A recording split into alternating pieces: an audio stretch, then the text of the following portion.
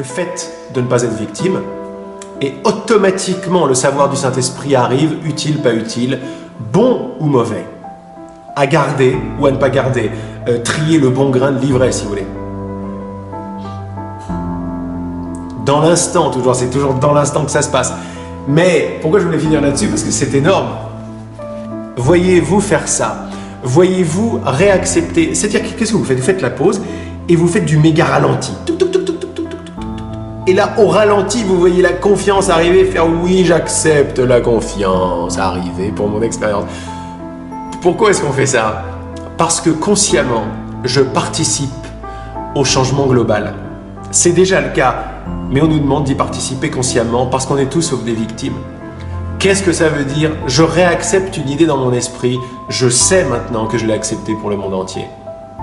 C'est pas évident parce qu'avec le masque personne, on a également le masque de fausse humilité, genre c'est pas de ma faute, ou alors je ne veux pas du tout de ce pouvoir, ou alors je vais abuser du pouvoir, ou pour qui je me prends. Le fameux pour qui je me prends. Il est taclé juste maintenant, dans mon clin d'œil, quand, après la pause, je réaccepte quelque chose que j'ai créé, que j'ai fabriqué. Je réaccepte la vibration. Elle m'amène une pensée-croyance qui est tout à fait juste. Est-ce qu'elle parle de ma séparation? Est-ce qu'elle parle de mon non-amour vis-à-vis de mon frère? Oui, je ne l'accepte pas. Pause. Qu'est-ce que je viens de faire? Je viens d'élever les vibrations du monde entier. Est-il arrogant de dire ça? Pour qui je me prends pour? Mais moi, quand je dis pour qui je me prends, j'ai automatiquement la réponse, mais pour qui tu te prends pour ne pas le voir? Et si moi j'ai la réponse, vous l'avez aussi, parce qu'on est un.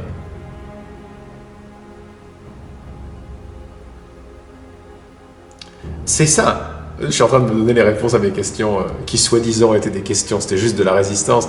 C'est ça les ateliers de co-création universelle que j'ai envie de faire pour l'année prochaine. C'est de la co-création, mais s'amuser avec, consciemment et directement.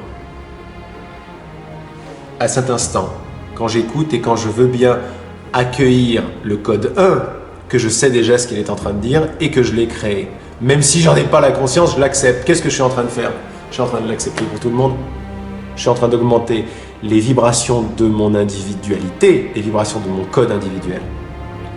Mais je sais que ce code individuel fait la totalité. Il m'est d'ailleurs redonné, si vous voulez, par la totalité. Je suis toujours en rapport avec la totalité, puisque moi-même, je suis la totalité. Je suis le flux, je suis une partie du flux, mais je suis le flux tout entier. Alors, ce qui est un peu plus large dans l'idée du flux que dans l'idée du code, c'est que le flux va nous amener le code illusoire, ou va nous amener un code beaucoup plus large, qui est un code d'amour, un code de nouvelle humanité. Mais où? Mais toujours sur le flux. Ça ne peut pas être autrement. C'est le courant de la totalité qui fait tout ça. Je suis ce courant avec vous, je suis une partie de ce courant, apparemment sans vous, mais ce sans vous n'existe pas. À mesure que mon esprit va s'élever par mes choix vibratoires, je vais réaliser qu'il n'y a pas d'individu. Mais je vais également revenir à la montagne, comme on dit chez les bouddhistes. C'est-à-dire que, mais je reviens à mon expérience d'individu. Mais cette fois-ci, je suis l'univers, je suis la totalité individuée. Je ne suis plus... J'ai été un individu seul, j'étais un individu qui n'est plus un individu et qui se fond dans la totalité. Et finalement, maintenant, je suis la totalité qui embrasse avec vraiment avec grande dextérité, parce que grosse puissance, l'expérience d'être un individu. Cette expérience est impersonnelle. Cette expérience est globale. Mon expérience vient de vous, si vous voulez. Et la vôtre vient de moi.